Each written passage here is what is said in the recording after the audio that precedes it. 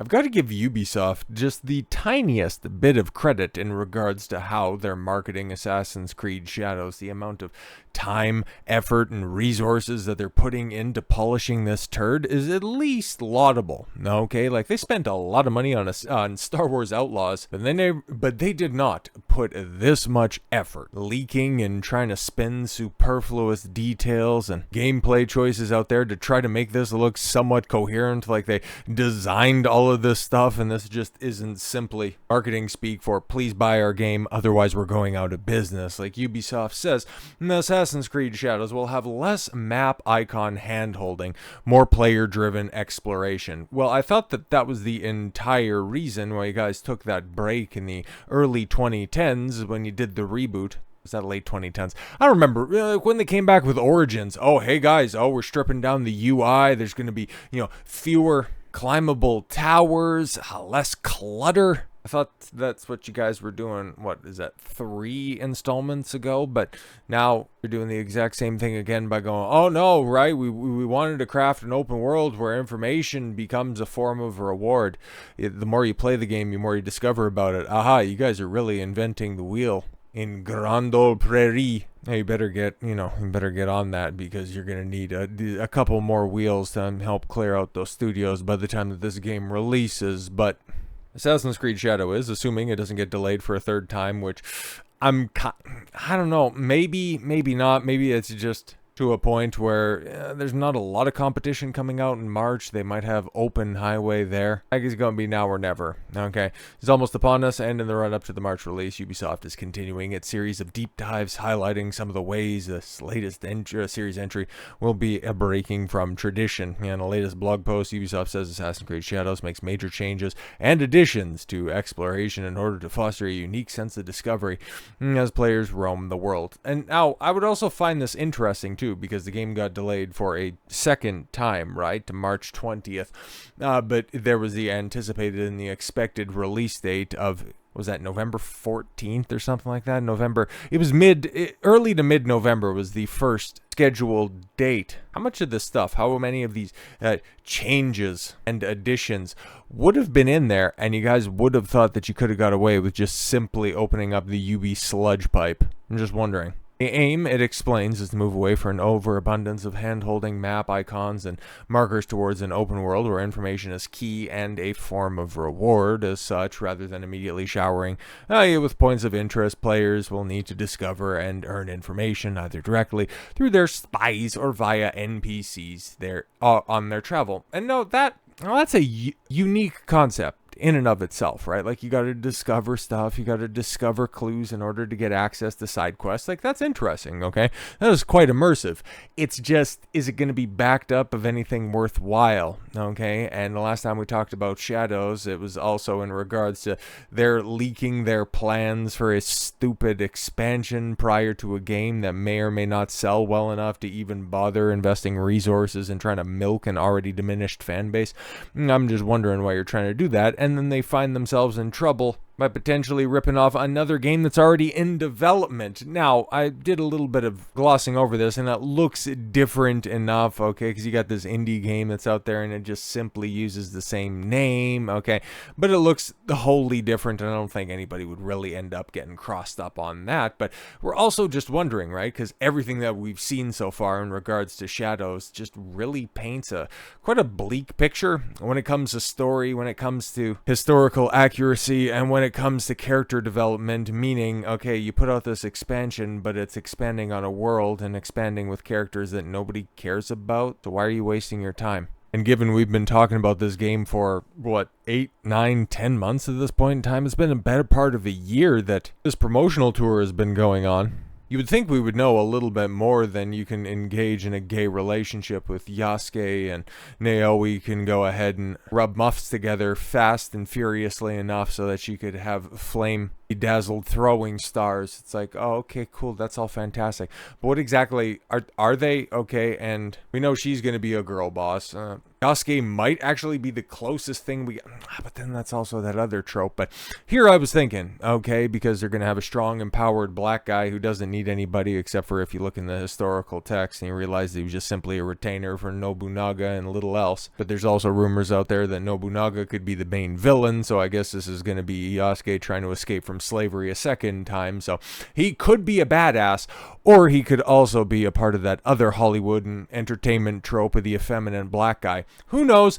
Who cares, really? Because the rest of the world, well, it looks fairly pathetic, okay? Because we've seen some quote-unquote gameplay that's out there, the reused assets for animations. We've seen kind of the bum-ass Souls-like combat that's on display where Yasuke James runs through the street clubbing people over the head, and it's like, oh, okay, cool, this looks really great. I love to play my Assassin's Creed games for my hack-and-slash type combat.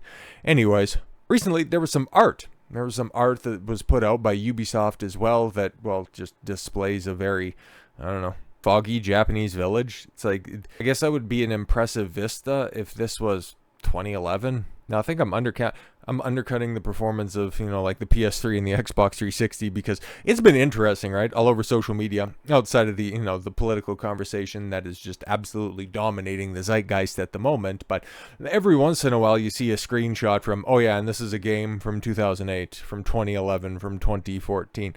And it's like, all this stuff really looks either fantastic or at least comparable with a bunch of the stuff that's out there right now. And chances are you guys have been well aware of just the stagnation when it comes to technological advancements in video games. It's like the only thing that's really changed have been a few of the combat mechanics, like the way that everything in the early 2010s, late 2000s, early 2010s, you had your third-person action adventure games. Everything was basically built off of the success of first-party Sony titles. More or less, if you were going in that direction, or a third-person or a first-person shooter. It was a shooter or a hack-and-slash game. And it's like, okay, cool. That was the generic slop of the day. Now everything is moving towards some type of Souls-like equivalent, and I find that to be just as detestable. Because for every good one that's out there, there's at least 16 different flavors of slop to offset that, which, back to Assassin's Creed Shadows, they've revealed several new characters that Yasuke and Naoe will be meeting along their journey through feudal Japan,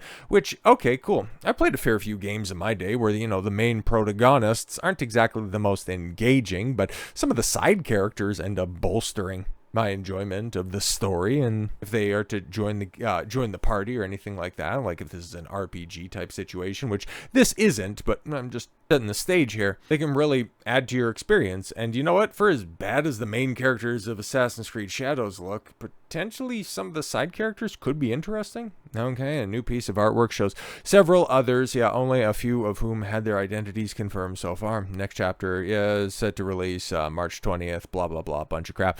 But it's interesting that they don't actually show the piece of art, and well, Ubisoft put this out, and well, as you can see right here, a new creed rises over Japan, Assassin's Creed Shadows, available March 20th, 2025. And what's very notable right there, man, there's a lot of Asians, some puffy Asians, some tired girl boss Asians, but man, you don't really see your protagonists featured front and center, or at least highlighted. Like, they're in the front and, well, actually, the title and short and quite round is, I would say, in the front. You don't really see a lot of Yasuke. You don't see the whites of the eyes of Naoe, but you got the old can lady and a bunch of interesting looking Japanese locals on the left side, and I would imagine the equivalent to the Japanese Templar at the bottom. That's what that would be. And then, of course, is that going to be Nobunaga in the top of the poster? It's like, why would you do this? Okay, because then everybody just starts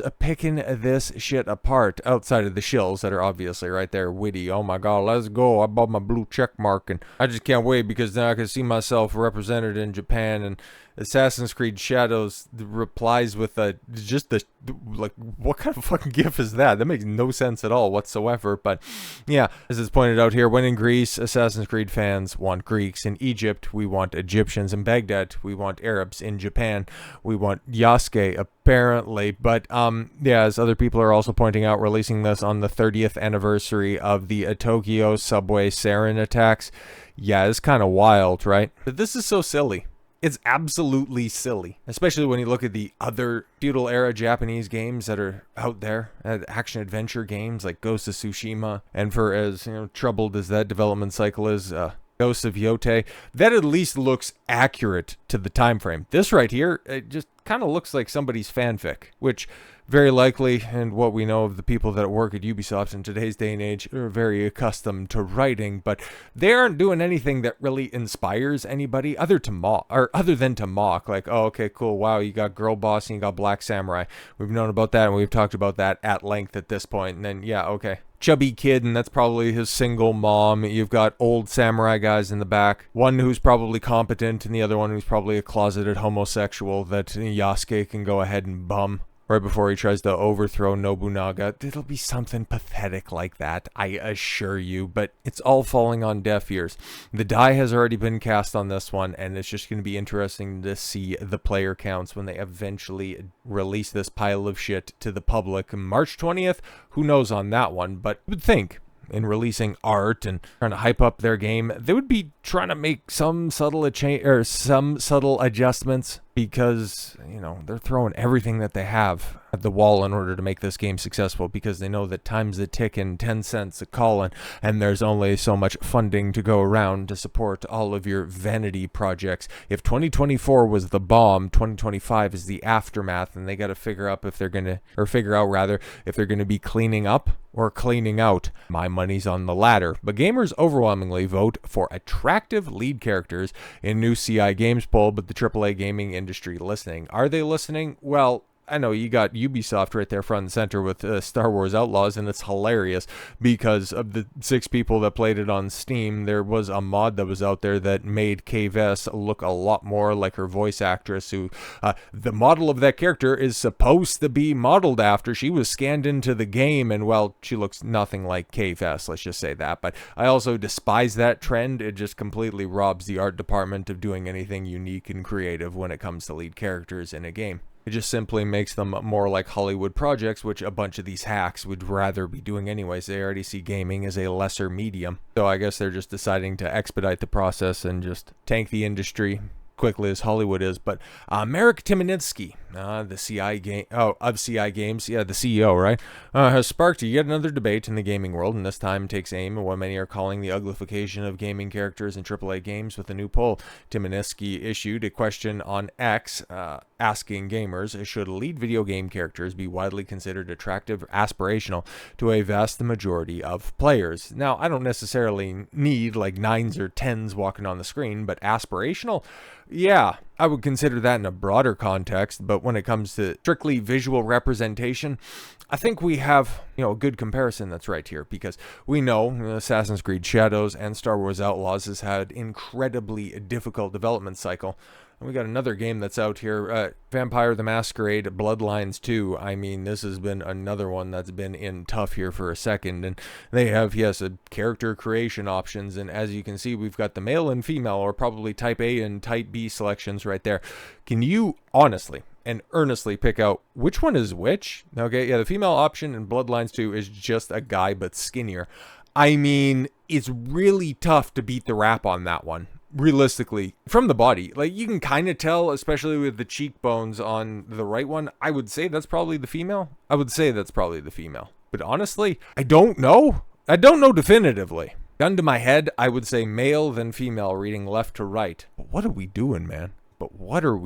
Because, okay, I forget who has their hands on this right now, but they've been going through quite a problem over there. But one studio that seems to have walked themselves back from the brink is very much Capcom and Street Fighter. Now that they're ending Season 2, I think, or something like that. Brought in a couple of guest characters. Actually, they had a pretty good roster for Season 2 of Street Fighter 6. You know, they kicked things off with Terry Bogard, Fatal Fury. Oh no, it was M. Bison, and then, oh yeah, then it was Terry. I can't remember, but they doing Elena last, or was she coming in second? Elena, an old holdover from Street Fighter 3. Wow, a black character that people have liked for the better part of 30 years. Imagine that, you know, uproarious support for that announcement. And then, of course, another guest character in Mai Shiranui of SNK fighting game fame. And, well, she looks like Mai. Okay, she very much looks like Mai. And they are not backing down from that stuff. And this is very important to see a proper representation of Japanese characters. Okay, yeah, her fans bring all the boys to the yard.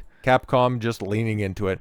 Play Mai for 2 reasons. Ninja trickery, yes, and the aerial attacks. Yeah, play her for 2 reasons. That's exactly why, you know, people selected Mai back in the cut, back in the King of Fighter days, back in the Fatal Fury days. No, for sure. Yeah, that's why they were picking Mai. And you look at that ratio. Look at the ratio down at the bottom, and people like what they see. Street Fighter had to pull things back, okay? Street Fighter 5 was a steaming pile of shit, and 6 has been an overwhelming success. Ubisoft, man, groundwork is right there. Big studios going through a tough time and then embracing their IPs the right way and turning things around in relatively short order. Capcom did it. Square Enix is making those appropriate adjustments, even though they're doing floopy things every now and again. We'll see how they navigate the landscape, but Ubisoft, on the other hand, I don't think they pull out of it. I think they double down before the time is through and before the studio comes under a new leadership. So we'll see. We'll see if March 20th, it is yet another dark day for the Japanese people. But hey, in regards to the 30th anniversary of the sarin attacks, at least that horrific event won't be the most notable ever presented on that day. So with all that said, thank you all very much for the gift of your time. I've been Don Consuelo. I want you to follow your gut and get after it. Take care, everyone.